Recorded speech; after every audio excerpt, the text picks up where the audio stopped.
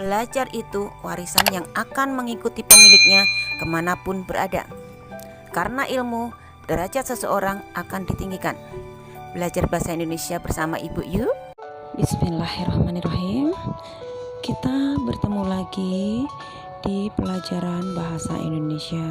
Pada pertemuan kedua ini kita akan membahas di KD 4.1, yaitu menginterpretasi isi teks laporan hasil observasi berdasarkan interpretasi baik secara lisan maupun tulisan.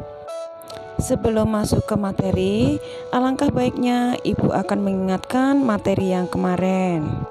Pertemuan yang lalu kita membahas tentang mengidentifikasi laporan hasil observasi yang dipresentasikan dengan lisan dan tulisan. Dari KD 31.1 mendapatkan rangkuman sebagai berikut.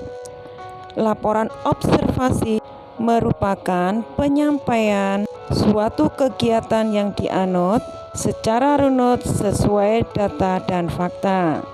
Rangkuman yang kedua, laporan hasil observasi bukan berdasarkan imajinasi atau rekayasa. Yang ketiga, hal ini merupakan bahwa laporan hasil observasi adalah sesuatu yang sudah terjadi. Yang keempat, ciri-ciri laporan hasil observasi. Yang pertama, bersifat objektif. Yang kedua, ditulis lengkap dan menyeluruh. Yang selanjutnya, mengandung fakta. Ciri yang selanjutnya, bersifat kekinian. Ciri yang kelima, menambah pengetahuan dan wawasan pembacanya. Sekarang rangkuman yang kelima. Fungsi laporan hasil observasi pada posisinya ada dua, yaitu berdasarkan pengamatan objek. Rangkuman yang keenam, secara umum laporan hasil observasi berfungsi sebagai alat pendokumentasian suatu objek atau suatu laporan.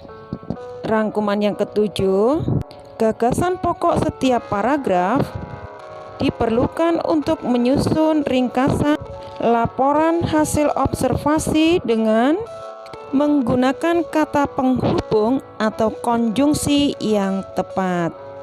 Ketujuh rangkuman tersebut untuk mengingatkan kalian pada materi yang kemarin. Sebelum menginjak ke materi inti, akan Ibu kasih tahu apa tujuan pembelajarannya. Setelah mempelajari kegiatan pembelajaran kedua ini, diharapkan kalian mampu mengidentifikasi struktur laporan hasil observasi dengan kritis, cermat, dan semangat agar dapat menafsirkan laporan hasil observasi berdasarkan strukturnya dengan baik dan benar, sehingga dapat menyusun ringkasan yang sesuai dan memberikan informasi garis miring pengetahuan yang baru. Itu tadi tujuan ketika kalian telah mendapatkan pembelajaran ini. Di sini ada teks laporan hasil observasi yang berjudul Pembelajaran pada masa COVID-19. Coba kalian baca dengan cermat. Dari wacana pembelajaran pada masa COVID-19, mari kita kupas bersama-sama setiap paragraf. Berdasarkan teks laporan hasil observasi tersebut, bagian-bagian laporan hasil observasi sebagai berikut. Pada paragraf pertama, kutipannya adalah saat ini dunia pendidikan tengah menghadapi masalah yang cukup sulit. Di antaranya, kurikulum 2013 belum dipahami sepenuhnya. Tambahan lagi, konsep Menteri Pendidikan yang baru Nadiem Makarim tentang Indonesia Merdeka Belajar. Kemudian muncul lagi kurikulum penyederhanaan dalam kondisi darurat. Hal ini juga membuat para guru makin gamang tentang pembelajaran yang akan diberikan kepada peserta didik.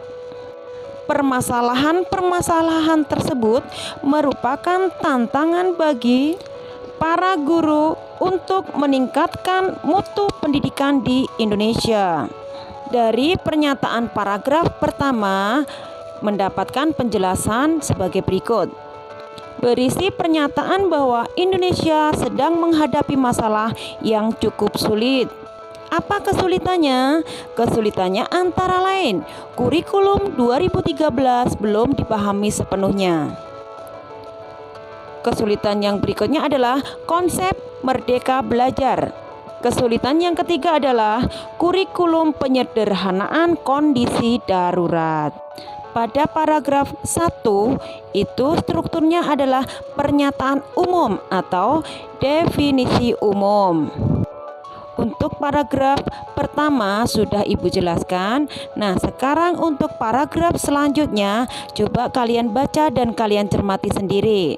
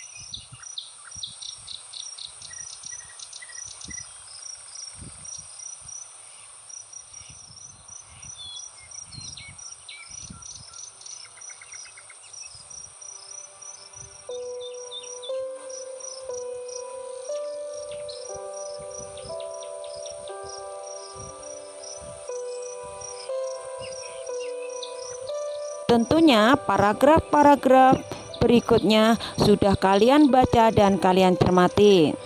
Pada laporan hasil observasi terdapat struktur laporannya sebagai berikut. Yang pertama adalah pernyataan umum atau definisi umum. Berikutnya, aspek yang dilaporkan atau deskripsi per bagian. Yang terakhir adalah deskripsi manfaat. Ketiganya tersebut adalah struktur laporan hasil observasi yang kalian baca. Sekarang kita masuk gagasan pokok untuk ringkasan laporan hasil observasi.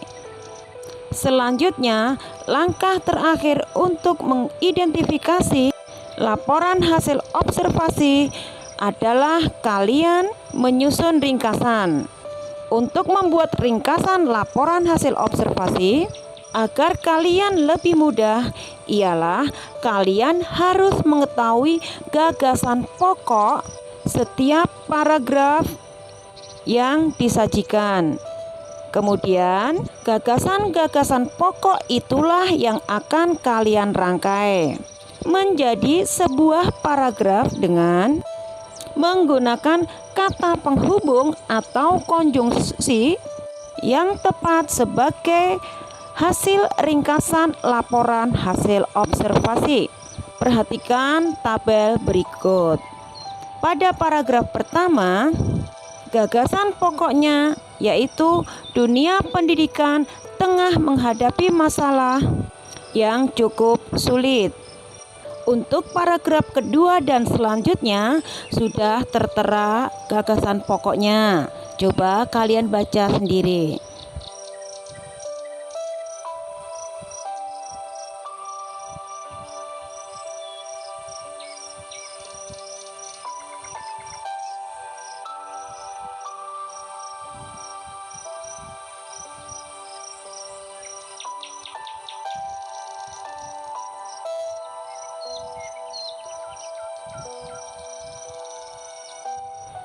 Pada lembar ini merupakan rangkaian materi yang telah kita bersama-sama pelajari.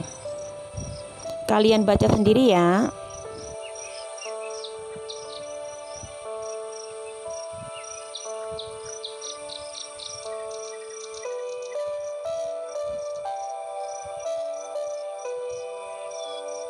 Alhamdulillah, materi telah selesai. Cukup kalian mengerti bukan? Wassalamualaikum warahmatullahi wabarakatuh.